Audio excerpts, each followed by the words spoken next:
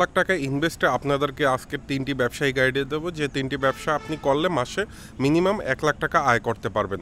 আর হ্যাঁ, এই ব্যবসাটি সবাই করতে পারবেন, যারা বেকার বসে আছেন, প্রবাসে আছেন, প্রবাস থেকে এসে দেশে এসে বেকার হয়ে গেছেন, তারাও এই ব্যবসাটি চাইলে করতে পারেন। আর এই ব্যবসাটি করলে মোটামুটি লস হওয়ার সম্ভাবনা নাই বললেই চলে। আর এগুলো যুগ যুগ ধরে চলবে, মানুষের নিত্য প্রয়োজনীয় পণ্যের ব্যবসা। এক কথায় বলতে গেলে আপনি করতে পারবেন সবসময়। তবে একটা কথাই বলবো, ব্যবসা মানে লস আছে এখানে। আমি 100% লাভের নিশ্চয়তা দেবো না। এখন ধরেন আপনি ব্যবসা শুরু করলেন, ব্যবসার শুরুতেই কিনা অনেকেই দেখা যায় আত্মীয় স্বজনদেরকে বাকি দেয়, পরিচিত লোকজন থেকে বাকি দেয়, অতপর অনেকেই দেখা যায় ধরা খায়। তবে আপনি যদি প্রবাস ফেরত হয়ে থাকেন, আপনার জন্য এই ব্যবসায়িক আইডিয়াগুলো কাজে লাগবে। এবং আপনি যদি বেকার বসে থাকেন, তাহলে এই 3টে ব্যবসার মধ্যে যে কোনো একটা ব্যবসা আপনি নিশ্চিন্তে করতে পারেন। নাম্বার 1 যে ব্যবসায়িক আইডিয়া, সেটা হলো গিয়ে আপনি একটি মিনি সুপার শপের ব্যবসা দিতে পারেন। এখন মিনি সুপার শপ কিন্তু আপনি ইউনিয়ন বলেন, যে কোনো বাজার বলেন, গ্রাম্য বাজার বলেন, সব জায়গায় চলে। এক কথা বলতে গেলে উপজেলা সদর, জেলা সদর সবখানেই চলে।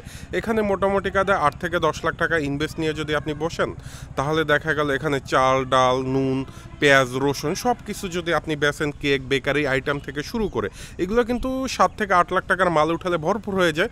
তারপর আমি দোকানের অ্যাডভান্স এবং লোকেশন অনুযায়ী 10 লাখ টাকা বাজেট দিলাম। এই ব্যবসাটি যদি আপনি করতে পারেন, মুদি মনোহারির ব্যবসা, এক কথা বলতে গেলে বিন্দাস ব্যবসা। হয়তো বা লাভ কম, কিন্তু এখানে চলমান প্রোডাক্ট বেশি আর মানুষের খুব প্রয়োজন। তবে হ্যাঁ, এই ব্যবসাটা সবচেয়ে যে রিস্ক, সেটা হইল গিয়ে আপনার বাকি পড়লে আপনি 100% এই ব্যবসায় ধরা খাবেন। তাতে কোনো এক কথায় বলতে গেলে এটা 100 আপনি ধরা খাবেন বাকি বাদে। আর সুপার শপে এখন মানুষ তেমন একটা বাকি নেয় না, কিন্তু আপনি যদি বাকি না দিয়ে মুদি মনোয়ারির ব্যবসাটা করতে পারেন, আপনি 100% লাভবান হবেন। দ্বিতীয় নাম্বার যে ব্যবসায়িক আইডিয়া দেবো, সেটা হলো গিয়ে ফার্মেসির ব্যবসা। ফার্মেসির ব্যবসা এক কথা বলতে গেলে প্রত্যেকেরই ওষুধ লাগে। আমরা সবাই গ্যাস্ট্রিকের ওষুধ খাই। আর ফার্মেসির ব্যবসা কিন্তু এখন পর্যন্ত দেখবেন যে ঢাকা শহর বলেন, গ্রামের বাজারে বলেন, যারাই ফার্মেসির ব্যবসা নিয়ে বসেছে তারাই কিন্তু লাভবান আছে। কাউকে দেখবেন না যে এই ব্যবসার লসকে তিনি উঠে গেছেন বা চলে গেছেন। ফার্মেসির ব্যবসা যতদিন পৃথিবী আছে অতদিন চলবে, কারণ মানুষের রোগ ব্যাধি সবসময় লেগেই থাকে।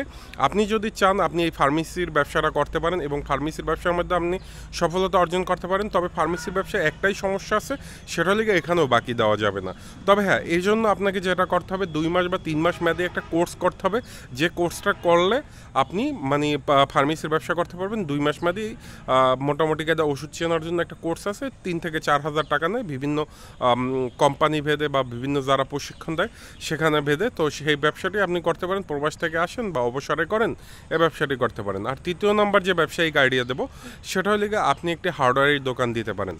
হার্ডওয়্যারের দোকান বলতে যেখানে সব কিছু থাকবে, লোহা, লক্কর, সেট কিনি, এটা আপনি যে কোনো বাজারে দিতে পারেন। হার্ডওয়্যারের ব্যবসা মানুষের নিত্য প্রয়োজনীয়, এক কথা বলতে গেলে ঘরের সিট কিনি, লোহা, লক্কর, অনেক কিছু প্রয়োজন আছে। আর ঝাড়ু, তারপর ফ্যানও রাখতে পারেন। তারপর হইলে গিয়ে আপনি ঝাড়ু, তারপর হইলে গিয়ে ঘর মুছুনি যেগুলো আছে, এগুলো সব কিছু আপনি যদি মোটামুটি টোটালি একটা হার্ডওয়্যারের ব্যবসা, গ্রাম বা উপজেলা সদরে পাইপ ফিটিং, কস্ট্রিপ, সুপারগুলো, এগুলো যদি বিক্রি করতে পারেন, আপনি মাসে মোটামুটি ভালো একটা টাকা ইনকাম করতে পারবেন। প্রাথমিক অবস্থা হয়তো বা কম ইনকাম হবে, কিন্তু পরবর্তীতে আপনি ভালো একটা টাকা আয় করতে পারবেন। এই 3টি ব্যবসার মধ্যে যে কোনো একটি ব্যবসা যদি আপনার ভালো লেগে থাকে, অবশ্যই কমেন্টস করে জানাতে ভুলবেন।